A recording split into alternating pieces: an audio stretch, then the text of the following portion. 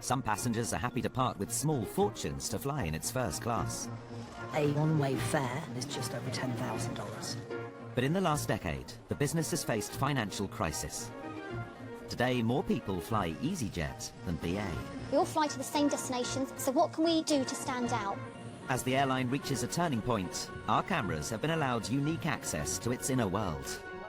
From the top-level decisions... We're not as big in China as we should be, so getting this right is very important. ...to the daily challenges of its global operation. Actually, sir, it's not all right because the flight's closed for check-in. We've been following some of the airline's 40,000 staff. Do you know what the pressure is on? As they work to meet exacting standards. Very disappointing. In this episode, we'll reveal how it manages the challenges of operating out of the world's most congested airport. All the delays cost the company money. Trains a new generation of pilots. Rotate, engine fire. To fall at the last hurdle would be a nightmare, and it would be sort of career over. And tries to stay afloat in a competitive market. Beneficial if you can ride a knock every now and again. 5520 is back on stand to offload a passenger who's having a panic attack. Panic attack. Panic attack. There are an awful lot of things within aviation that can influence, and the vast majority of them are not necessarily controlled by us.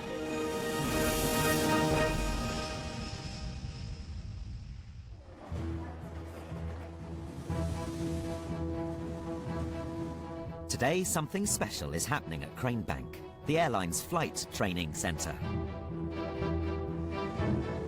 For the first time in over a decade, the company's training new cadet pilots. The first since 9/11, when the airline industry went into decline. 50, 30, 20, retard. Their 18-month course costs each cadet £84,000. Most pay for it with a loan guaranteed by the airline. Failure would be expensive. Yeah, well, it was really, really good fun. Pretty much what I expected. A lot of work and very intensive, but really good fun.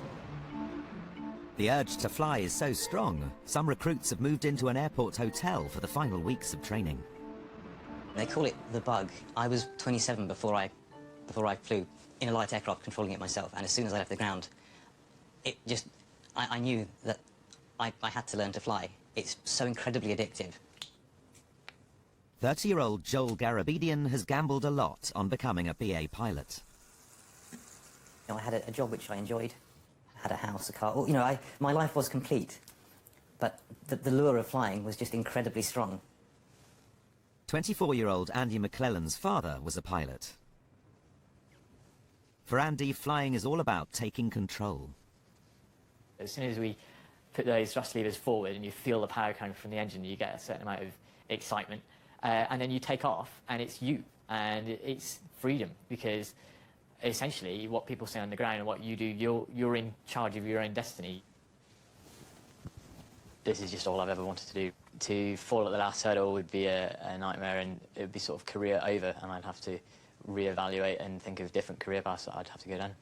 I'm kind of financially all in on the scheme, but from an emotional point of view, I've invested the last 2 years of my life in the scheme. I've been away from my wife and my friends, and obviously it would be beyond disappointing to sort of have to give up on that dream. There were 4,500 applicants for the first intake of new pilots. Only 89 got through. In these critical last few weeks, the cadets need to show they've got what it takes to fly passenger planes. What are you expecting? A lot of work. A lot of work, that's what I like. What kind of work? Is it footwork, knowledge? A combination, really. Bookwork knowledge, and also other things that we haven't really done before, because of course we've been flying with sort of nobody in the back, and now all of a sudden we've got passengers and all the problems that deals with. So that, yeah. All the problems that passengers deal with.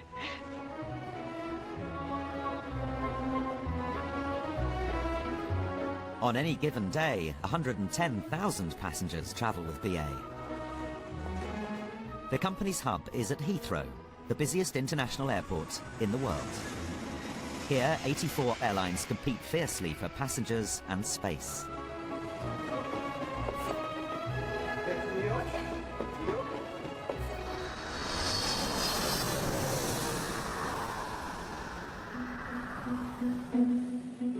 Getting people onto the airline's 800 daily flights and sending them off on time is an operation of great complexity.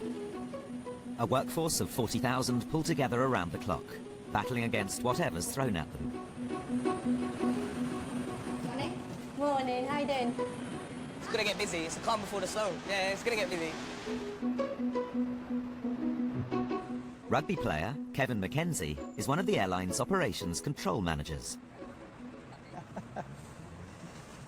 It's a feeling I've always had running onto a rugby pitch. You get that little knot in the bottom of your stomach because you never quite know what to expect. For the next 12 hours, he's the man in charge. Morning all. Kevin's part of a team of 90, responsible for all BA planes around the world. Morning guys.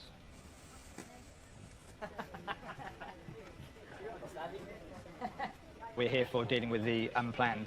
That's effectively normal business for us. My responsibility is to oversee the whole of the network globally and to maintain the operational plan as published. So when external factors influence that plan, the teams in here work to recover that and get the operation back on track. That's going to infuriate me. From this control room, all parts of the airline's network are tracked.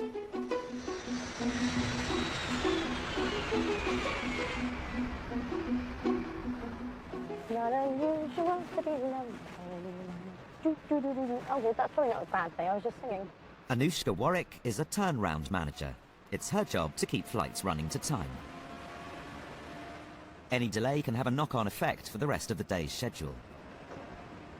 Where are we going?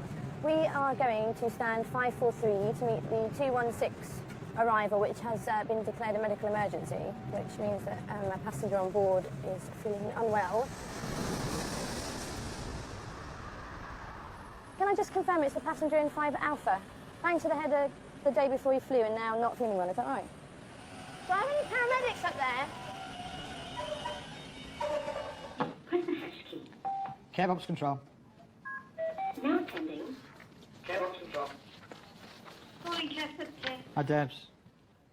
At the start of every shift, Kevin has a conference call with all the airline's operational departments. Anybody else on the call, please? It's a chance to flag up any potential disruption. That's right. Okay, the medic has arrived, apparently. Ah, here we go. Morning, Excuse me. Just going to stay out of the way at the moment because there's a lot of paramedics in there, but they're going to be taking the gentleman out and onto the high lift. He's got everything, shoes and... Right, that's it, you're done.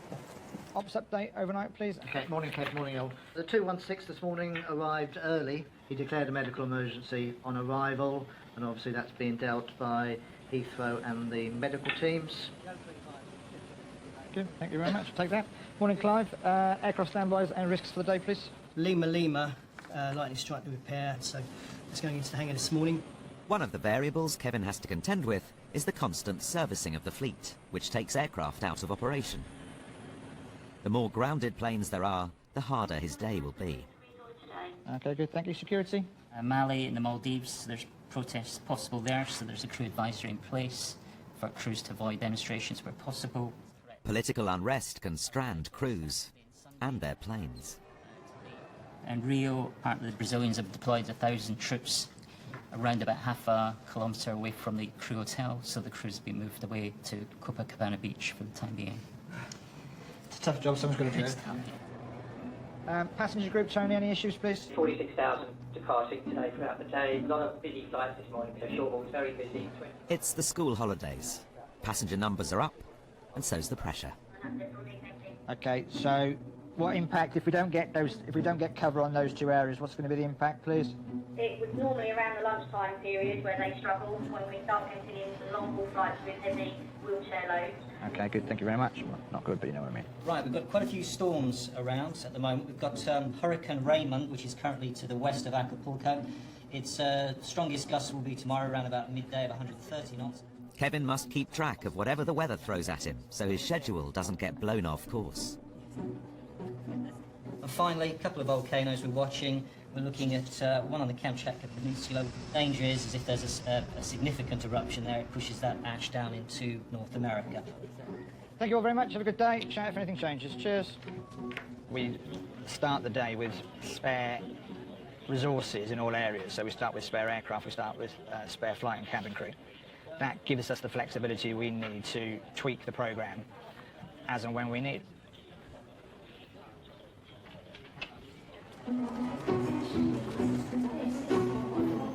In the daily rush to win customers, the airline has a lot staked on its service. And it's particularly British style. Miami, lovely. Come over and we'll get you all checked in. Okay. Ex-Harrods manager David Page has spent 18 years honing his check-in manner. Today is the start of the half term. All the flights are very busy, and so it's going to be very interesting. About 45,000 passengers travelling through. It's going to be quite a lot of pressure today, I would say. So where are you travelling to? Madrid. What time? 9:10. 512. Okay. Actually, sir, it's not all right because the flight's closed for check-in, so they're not going to be able to check you in now. But I can't check you in for this one because it closed a while ago now. Some people get very, very upset and they're very stressed and they're going away on business. They might be going to a funeral or might be going to a friend's wedding. And of course, you know, time is the element. Right, we need to be very, very quick. Okay, chaps, we're going to drop your bags off quickly and then you need to go straight through to the gate. So just follow me with the bags and we'll send them down. Bit tight. I'm going to have to run. If they'd stayed in the queue, there's a possibility they could have missed their flight. That was in the right place at the right time to recover that. If you've got any baby milk, it's in the bottles already made up, or is it powdered? Powdered. Right, okay, that's absolutely fine. If it wasn't, they might ask you just to taste it. Hello? Okay, do you want to just come over? Would you like kids? There's always the famous line, I couldn't eat a whole one, isn't there? I do like children, yeah, of course everybody does. So you can stretch out and have a little sleep. So you sat there before? Yeah. Okay then, let's say goodbye to Mum and we'll get you through, yeah? During the holidays, the airline looks after thousands of children travelling on their own. They're known as sky flyers. There you go, you ready? Okay, when we get through, you can wave to your mum, yeah? Before we go through.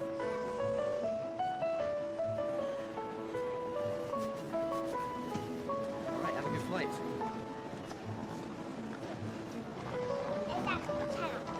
Chanel. Chanel. You like Chanel, yeah? Expensive. For an extra charge, trained chaperones known as aunties and uncles will escort children to the plane to meet the cabin crew. Okay, someone will meet you. Someone like me will meet you in these, okay? All right, hi there. So Lewis, have I said that right? Lewis. The airline becomes a sort of boarding school in the sky. 5-year-old Sienna is one of the airline's youngest solo flyers. She lives in France with her mum and travels on her own between London and Paris once a month. What's her name? Sienna. Oh, I love that name, Sienna. Sienna, how are you today? How are you? Good. You're good. Let me see your nail varnish. Oh, that's nice. Mummy's not really happy with Is she not? Sienna, this is Carolyn. Is she going to take you?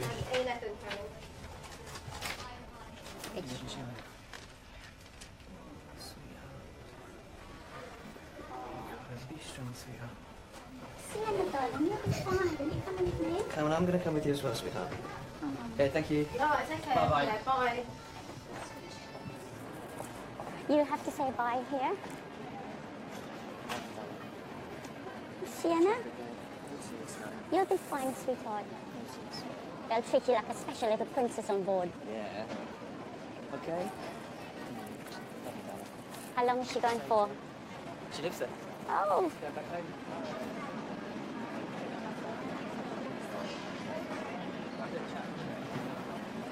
It's always so hard. But she'll be fine. She'll be fine. She does love it. She does love the service. And they do treat them like a little princess. So, yeah, she'll be fine. She'll be fine. Hopefully it won't be too long now. You'll be back with Mummy. And she can have all the presents that you have for her. I've been single dad for a week, which is, you know, lots of matching clothes with dresses and lots of pink and stuff. I think I'm going to the pub, to be fair. I think I deserve a pint.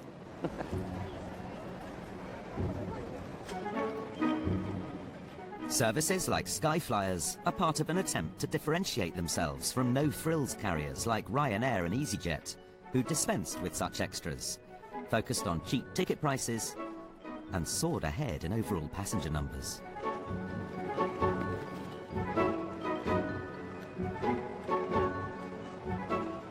Madam, where are you travelling to? Where are you travelling to? To Russia. To Russia. Where's your baggage, your suitcase? You're just checking in this... Okay, I'll just put a note you're bringing the buggy with you to the gate. Oh, you got him well trained. British Airways, one time I completely lost my bag, and after 6 months I received a refund, partial refund. So we try not to check out baggage.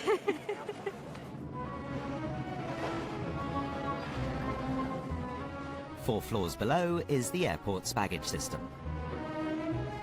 Calm today, it was chaos here when the terminal opened in 2008. Thousands of bags were separated from their owners. The day was branded a national embarrassment. Today, far fewer passengers leave without their luggage.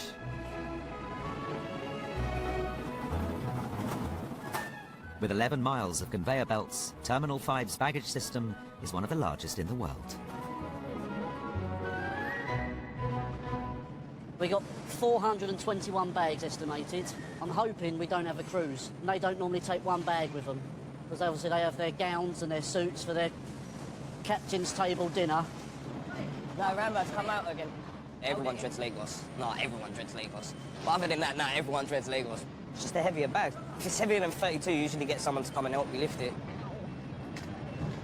20-year-old baggage apprentice Niall Barry is one of 225 handlers on shift today.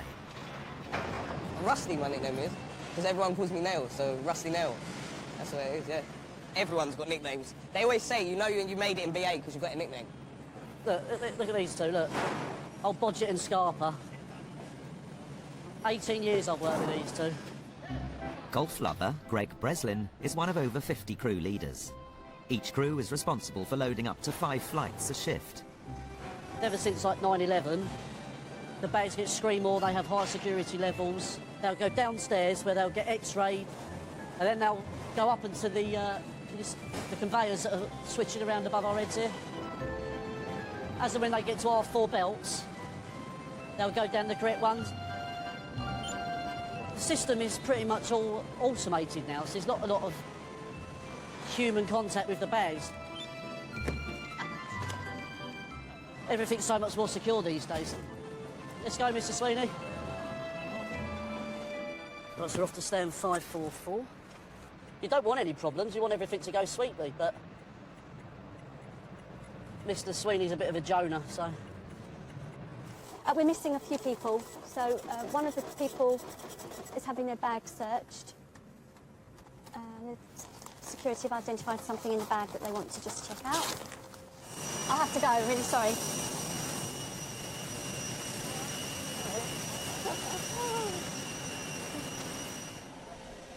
What's happening with this one at the door? Apparently there's a firearm inside this bag, so the police are going to come to make sure it's legal to be transported. All firearms have to go for additional security, and you have to have special licences. And they're just, so obviously that's travelling with this passenger, and it'll just, the police will come and it'll come down, I'll just stick it in the bin right at the end. So we got 15 minutes, so in theory I'm supposed to wrap up in 5. The passengers have to be traced, so they can open the case in the presence of a police officer. Okay, what's the passenger's name again, sorry? 37 Juliet. 37 Juliet.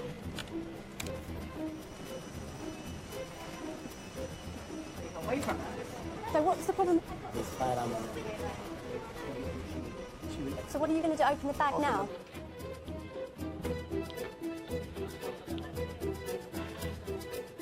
They haven't called yet, no? That's right, yeah. What is it? What is inside it? No, we can't do that. The suspected firearm is just part of a child's Halloween costume. Yeah. Fantastic. That's great. Kieran, you stay with the gun. The fancy dress accessory has held the flight up for a quarter of an hour. Finally, the toy gun is back in the suitcase. You can't take a chance on things like that. Safety is our prime thing. That's my role here, is to make sure that that aircraft is safe and secure above anything else. Our customers believe that our professional standards will deliver them to their destination in comfort and safety. 17 months into their training, these cadet pilots are being reminded of the stakes. At the right time. Maybe you have just been downright lucky. But maybe, one day when you least expect it, your luck will run out.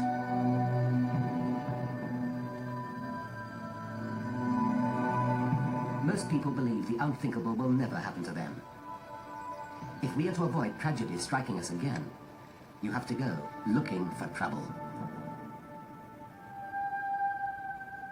It's normal for us to be introduced to things like air disasters because it's good to put it into perspective. I think the danger is people get complacent about flying because you see so many aircraft taking off every day, you see so many people going on holiday, and for people it's become almost a normal way of life. And you forget that if you have these tiny slip-ups, that these major disasters can occur. Okay, speedbird, 95. In 2008, both engines on flight BA38 from Beijing stopped because of a fuel problem on its approach to Heathrow. The lives of 152 passengers and crew were in the hands of its pilot.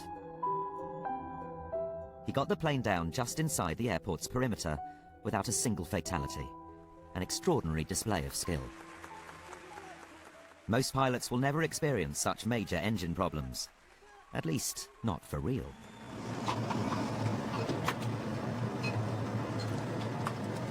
What's the plan today, Andy? We're doing FATOs, so engine failures after takeoff, and other emergencies. So basically just learning how to fly it with only one engine. Auto thrust blue. Thrust set. Each cadet pilot has to deal with engine problems in a simulator before they'll be allowed to fly passengers for real. Rotate. Engine fire.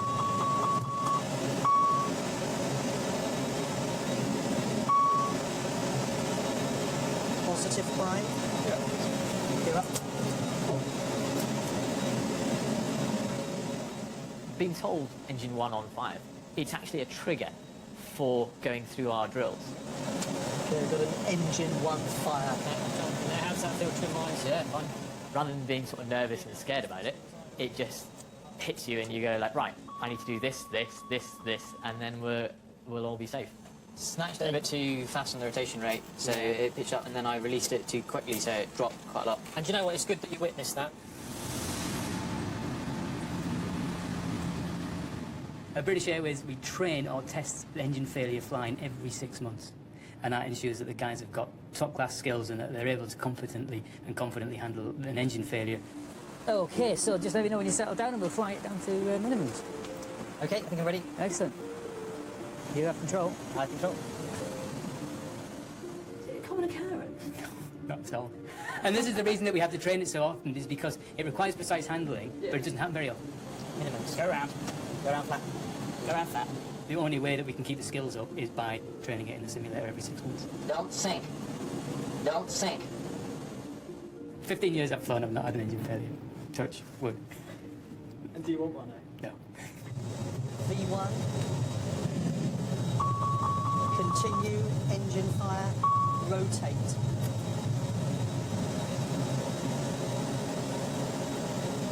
Positive climb. Gear up. How's that feel to your eyes? Yeah, great. Lovely rudder control on the sense line there, anti-lapsing. Perfect, really nicely done. So, if I can have the gear down, please. Thrust levers, arm brake on. Okay, absolutely great with the rudder control. Absolutely immaculate. Runway sense 9. Every simulator session is 4 grueling hours. Cadets have 12 of these in total. We didn't quite get everything we wanted to get done in, but I'm sure we can pick it up in the next couple of details.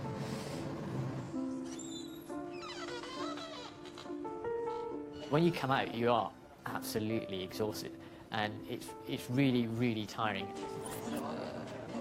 Your mind itself just feels really tired on the amount of new information and the amount of practice and concentration that you've had to put in on this 4-hour session. See how we do for time, If Andy passes and makes it to his first flight, his starting salary will be just over £30,000. In time, that could rise to over £100,000. All right, cool. Baggage is good money, but the pilots is good money. Yeah, so that's about it. But no, pilots, you get pilots that come down here, they say hello, they talk to everyone. No, I wouldn't say they're posh, no. You get good and bad in everyone. There's probably baggage handlers who'd think, oh my God, do you know what I mean? People would probably think baggage handlers are all common. Pilot, you'll see, there probably is a few posh ones. Then I just think, you know what, when you've worked as hard as they have, and you've got that much responsibility on a flight, you can be who you want to be.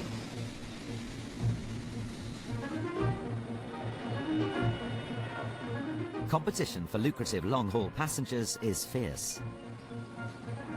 So the airline has to use every possible advantage to encourage people to fly with them instead of rival carriers.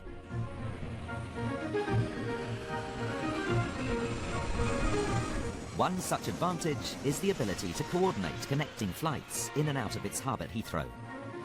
Effectively, for operational decisions, we are still using the FICO weather. Flying passengers in from around Europe and feeding them on to long-haul departures, and transferring intercontinental arrivals out onto its shorter European flights. On the 143 today, there are 49 passengers inbound off the 098. Right. Are you able, please, to have a look to see where in the system they are? With a third of all its passengers making these transfers, it desperately needs the connections to work. Get it wrong, and long-haul passengers could be tempted to fly with other airlines through different countries. It's another challenge for Kevin. By my calculations, they've got below minimum connection time.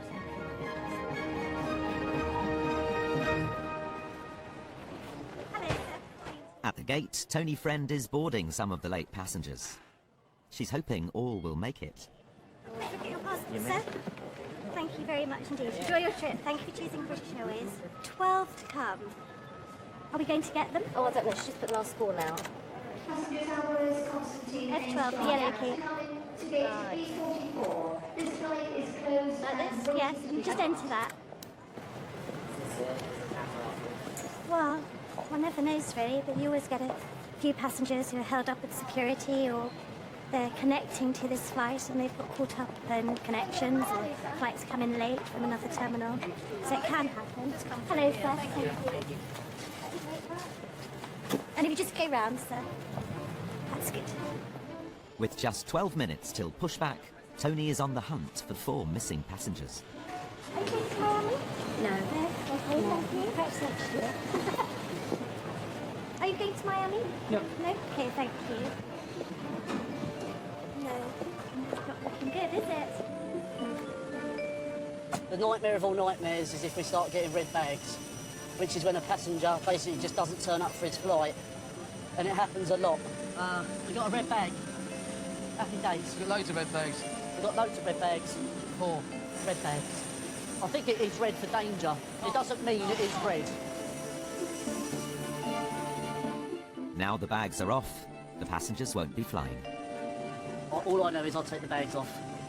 I don't deal with passengers, thankfully. That's the dispatcher's call. Why happily? It's hard enough as it is, let alone dealing with passengers. All our passengers are absolutely wonderful, and nobody misses a flight intentionally. And we certainly don't want them to miss. We've got to get them on their way. Are you going to Miami? Huh? I'm very, very sorry. I'm really sorry. Sir, I'm really, really sorry that you've missed it. Yeah, but it's not my... I know. I'm so sorry, especially having you. I don't want to miss your flight. It's a long day anyway. The 4 missing passengers have arrived, but their flight has left. No, pero sale otro vuelo dentro de 3 horas.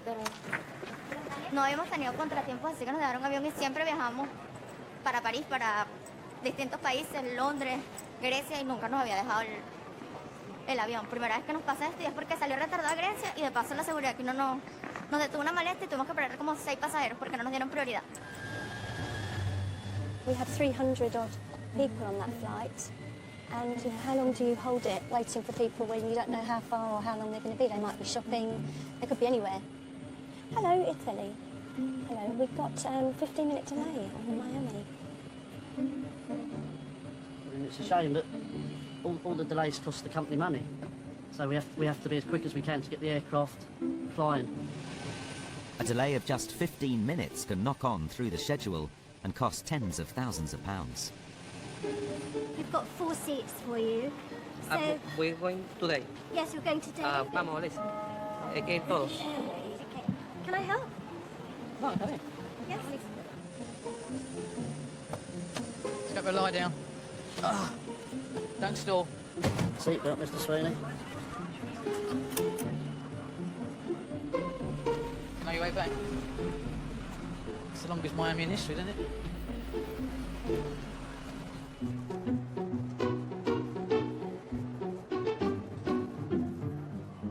Back in the terminal, David is on the lookout for people to help. I'm fortunate enough to be one of the few staff that's got 3 golden tickets, which is what gold card holders give to us when you've achieved really high standards of service. Sir, you okay? You all checked in? Gold cards are held by the airline's most frequent flyers. Only they have the special privilege of awarding staff a golden ticket. No, we can get you all checked in. Where are you travelling to? Mr. Chapter, so these are your 3 baggage receipts. So keep those nice and safe. Yep. And would you happen to have my frequent flyer number in there? I'll just check for you. But there is a lounge in that concourse. There is, over at B, yes. There you go.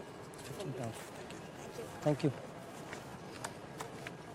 A golden ticket is the airline's equivalent to a gold star on a school report. There was the little old lady, sounds like the cliche, doesn't it? The little old lady going to see her daughter somewhere in Europe, I can't remember now, and she was very upset. She'd recently lost her husband. I took her through to the lounge, sat in there with her, had a cup of tea for about an hour, calmed her down, went back and collected her to take her to her gate a couple of hours later. And again, it was a gold card holder sitting in the lounge that had recognised that and came and said, I want you to have this, you've looked after the old lady, and well done. I'm always on the prowl, and it's not about that. I just feel that it makes you, you know, when they give them to you, it makes you proud that you know you've done a good job, and it's not about getting the next golden ticket, it's just about being consistent across the board, looking after the passengers. Okay.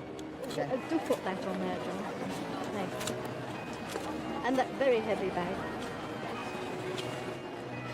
I feel Portrait safer when service, isn't it? Right, okay. If they were giving out knighthoods of customer service, I'd like to think I was at the front of the queue for that. Yes, I'd put those away safe because you're not going to need those till you get to the gate. All right, take care. Thank you. Bye-bye, Mr. Bushby. Why are you somebody who... Special? Yeah.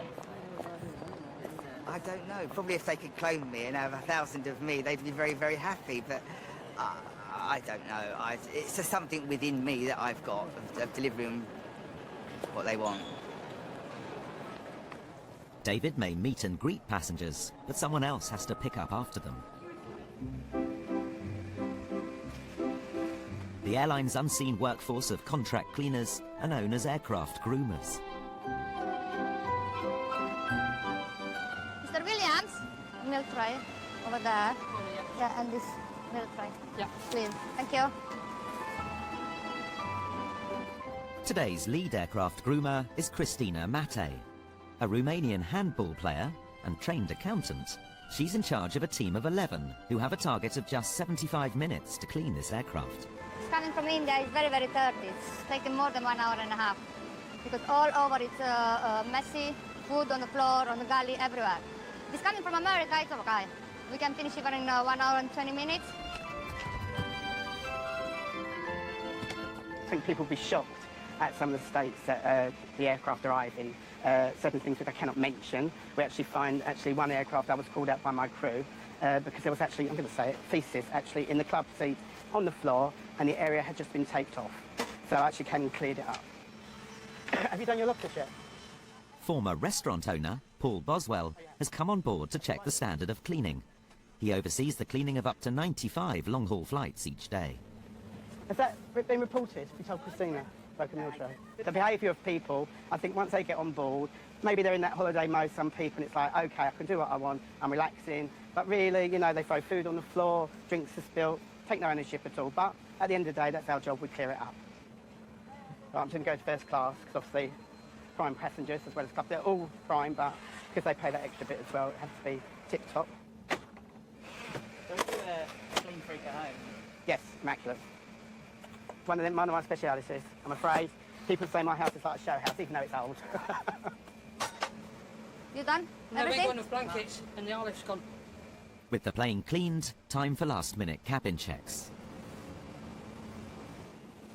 Sometimes you could get a window blind stuck, and when you try and free it, it breaks, so we have to replace it. Engineer Sajid Hussain is looking for any obvious defects. Sometimes the toilets are not flushing, they are blocked up, so we make sure that they work okay as well, like, you know, to the last minute. Problems caused by the strange things found in aircraft toilets make their way back to the control room for lead engineer Steve Duffy to deal with. Well, we've got in the order of between 2,100 and 2,200 toilets across all our aircraft, and on an average day we will have between 4 and 10 unserviceable across all of those aircraft. In most cases that we have toilet problems, there's actually something in the toilet that shouldn't be in the toilet. Whether it be a towel, a book, Gucci wallet, it's the funniest thing I've seen down there. It all adds to the overflow of problems Kevin has to face on a daily basis. Beneficial if you can, ride a knock every now and again. There will be days when you will feel that there's an awful lot being thrown at you, as there are an awful lot of things within aviation that can influence, and the vast majority of them are not necessarily controlled by us. So there is a front that's going to come through tomorrow that's going to probably drop a load of weather on us, rain and stuff like that.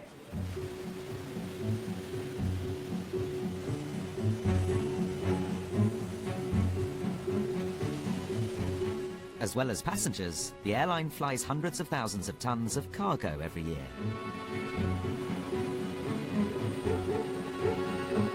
Most is carried in the bellies of its passenger flights, the rest in dedicated freight planes.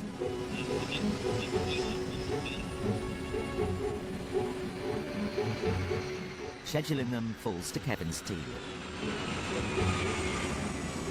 Today they've been asked to fit in a special flight. Welcome everybody, and thank you very, very much, our colleagues from Oxfam and Save the Children, for coming to the meeting. It's incredibly challenging getting stuff to where it needs to be, as you can, you know as well as we do, and you know this is really vital to get this stuff out. So certainly thank you from us. The operations team are meeting with charities Oxfam and Save the Children to discuss a problem 7,000 miles away. This is just the beginning of a relief operation that has no clear end in sight. Virginia Vikinarvan, BBC News in the Philippines. The airline has already chartered 4 planes to the relief operation in the Philippines. They're providing this one for free. But there's a problem. The company wants to fly the cargo to Manila, but Oxfam and Save the Children want to fly it to Cebu, 500 miles closer to the heart of the disaster. The problem we have with Cebu, which is the airport itself, we can get down at the airport, we can land on the runway, we can taxi. The latest estimates, we would be waiting for around 15 hours to have cargo offloaded. That's something that we really would struggle with. The nearest airport at Cebu is overwhelmed in the wake of the storm. The operations team are concerned the aircraft may get stuck there.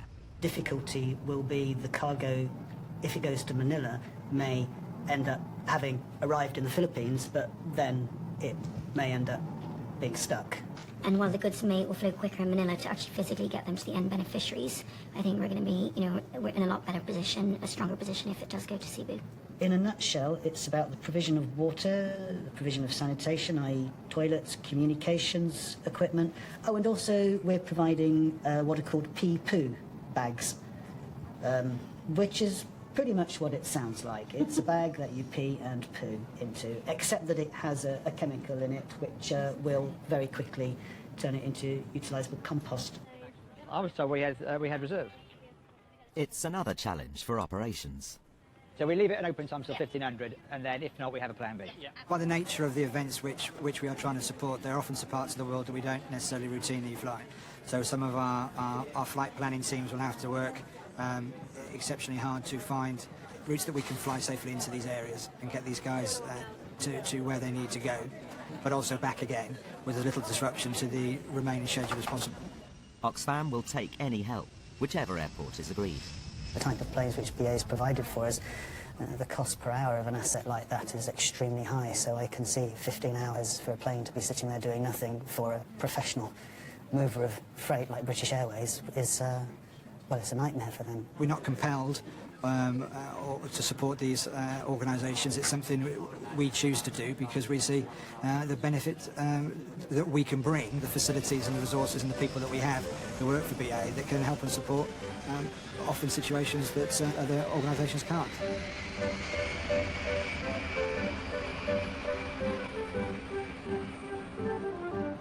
After almost 2 years, Andy and Joel have finished their course and passed. Today, they'll get their wings. Andy, nice to meet you. It's almost 2 years to get to this point, and obviously it's just the sort of the end of the beginning, really. There we go. How's that? It is one of the proudest and happiest days of my life. It's almost a badge of honour to show what we've come through and to show that we are a proficient BA pilot.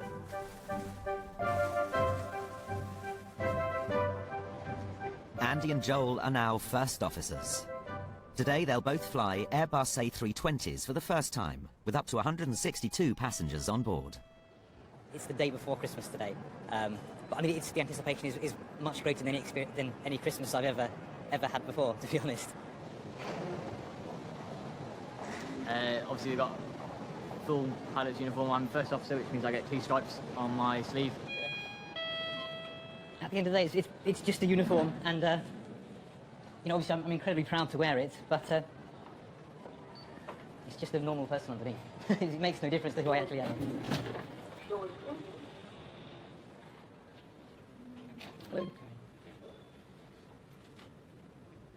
Before flying, they'll both be thoroughly briefed on the route by 2 senior pilots. Thanks, how are you? Andy. So, how you feeling? Good. Nervous, but yeah. excited. Good. Okay. What I propose to do is perhaps get you to be handling sector on the initial sector out to Geneva. Strongly supported by both myself and Asa. Does that sound like a plan? That sounds great. Excellent. Okay. Terrific. Oh, you feel a bit like first day at school. Yeah, quite a lot like that. Yes, butterflies is a good word. It's a kind of a nice kind of nervousness.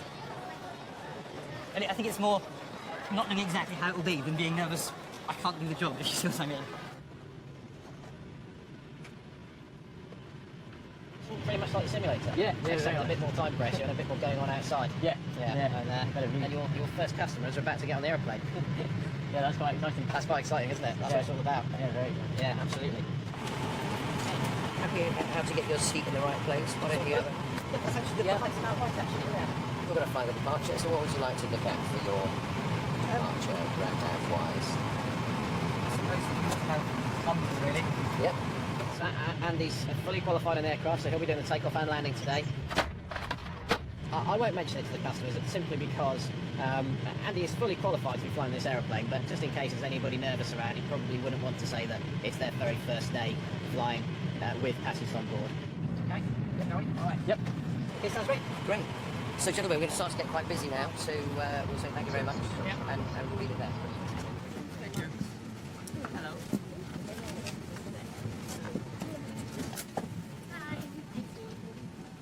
Ably assisted here on the flight deck today by First Officer Joel Garabedian. We'll do our very best to get you all underway to Geneva just as swiftly and, of course, as safely as possible. Thank you. This is your First Officer, Andrew McClellan speaking. Just a quick update from the flight deck. As you may have noticed, we've started our initial descent down to 31,000 feet. At the minute, we're just crossing over the Alps. There should be some good views out both the left and the right-hand side. With Monte Bianco, or Mont Blanc, is currently sitting out to our left. I hope you're enjoying your flight, and we'll speak to you again once we get on the ground in Pisa. Thanks very much. While Andy and Joel got away on time, back in operations and other flights not so lucky. Sorry, Kev, the 5520 is back on stand to offload a passenger who's having a panic attack. Panic attack. Panic attack. Okay, good. Thank you very much. It's not abnormal. It does happen quite often. It'll happen because passengers, when they actually get to the reality of sat at the end of the runway and the engines start powering up and you know, they think they're going to be okay, but they then realise they won't. Apparently she's been sitting in the terminal for about 5 hours, and then once she got on board she had a panic attack and had to go back onto stand. That's fine. We don't ever want to take a passenger who doesn't want to go, but the knock-on effect is if they have bags in the hold due to security, we won't be able to fly with those bags in the hold, so the bags will have to be offloaded and that passenger will have to be returned to the airport. The team will have to meet that passenger and take them back, so it can shake the plan a little bit and cause a degree of work for the ground staff at the station.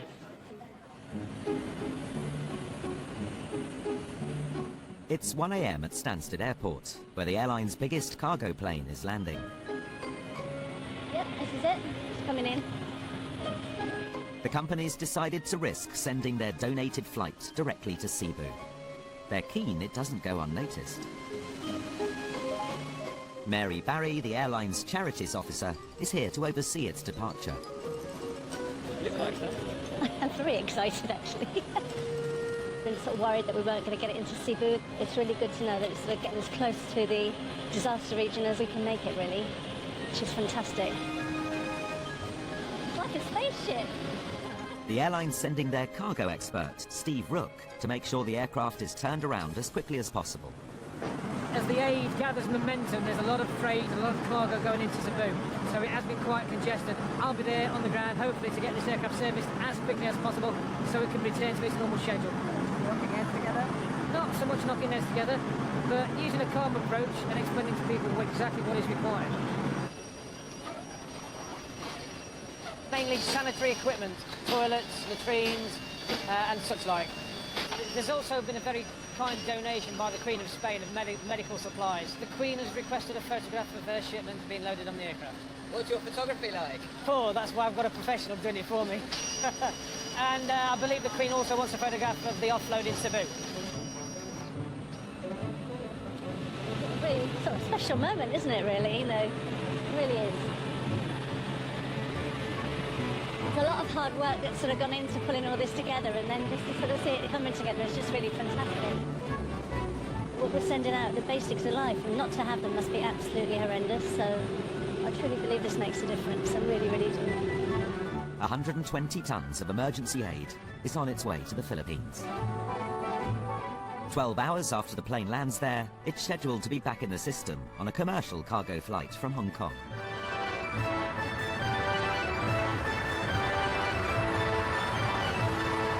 I'm very fortunate that I live in a comfortable environment, but you know, you only need to look at the news that around the world there are people who are far worse off than us, and if they think that I can come into work and do something that will help those people and make their situation better, that's very important, very fulfilling.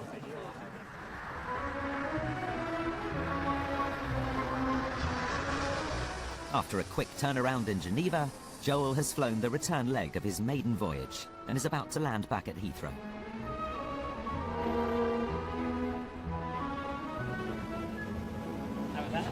Oh, it was amazing. Did you land there? Yes, yeah, that was my landing. Good landing? Sorry? Good landing? Yeah, it was lovely actually. It went a little bit high towards the end, but it recovered nicely, so very happy. Thank you. Quite an intense experience, so recording the whole thing is probably going to be quite difficult, but I think I remember the feeling rather than the actual experience itself. Sort of like a wedding day. Exactly, yeah. Bye. Thank you. Thank you. Bye. Andy is also landing at the end of his first flight. He's flown both legs of the trip to Pisa. I think I still need to finesse my landing technique. Hopefully I can get them a bit smoother. It finally does feel real. It's nice. Sort of being in control of a big aircraft, it does sort of empower you as such, and it's a really nice feeling. Joel and Andy are the first cadet pilots trained by the airline to land at Heathrow for over a decade.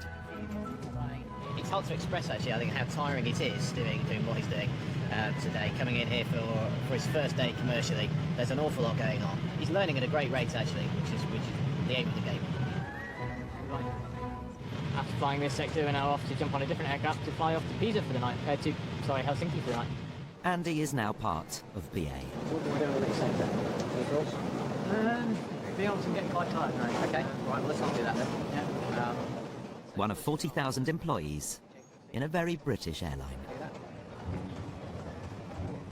Until you move around the airline and meet the various different people, you don't necessarily comprehend how much it takes everyone to deliver their little bit to make the whole picture work.